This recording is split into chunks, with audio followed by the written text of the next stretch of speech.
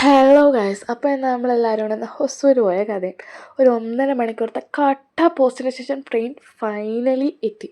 പിന്നെ ട്രെയിനിൽ കയറി തേരാപ്പാല നടക്കലായിരുന്നു. പിന്നെ ഒരു കണ്ണാടി കണ്ട്, കണ്ണാടി പിന്നെ ഗേൾസിൻ്റെ പണ്ടേ ഒരു വീക്ക്നെസ് ആയതുകൊണ്ട് അതിൻ്റെ മുമ്പിൽ കുറച്ച് കോപ്പറയങ്ങളൊക്കെ ആയിരുന്നു. പിന്നെ ഹൊസൂർ ഇറങ്ങിയ ഫസ്റ്റ് ഉദ്ദേശം എന്തെങ്കിലും ഒന്ന് തിന്നണം എന്നായിരുന്നു. വിശന്ന് പൊരിഞ്ഞിരിക്കണേന്ന്. അപ്പം നേരെ കണ്ടൊരു ഹോട്ടലിൽ കയറി ബിരിയാണി ബുക്ക് ചെയ്തു. അവിടെ പിന്നെ ബിരിയാണി കഴിച്ചിട്ട് ഓക്കെ ഓക്കെ കുഴപ്പമില്ല എന്നുള്ള രീതിയായിരുന്നു. പിന്നെ എനിക്ക് പേടിയായത് അഖിലിൻ്റെ റിയാക്ഷൻ കണ്ടപ്പോഴായിരുന്നു.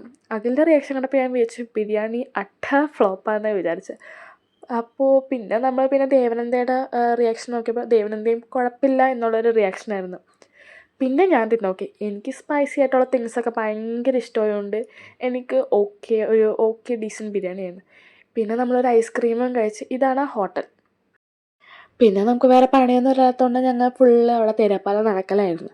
പിന്നെ മിഠായിയൊക്കെ വാങ്ങിച്ച് ട്രെയിനിൻ്റെ സമയമായപ്പോൾ വീണ്ടും റെയിൽവേ സ്റ്റേഷനിൽ പോയി ടിക്കറ്റൊക്കെ എടുത്ത് ആസ് യൂഷ്വൽ ട്രെയിനിൽ കയറി ഇരുന്നു.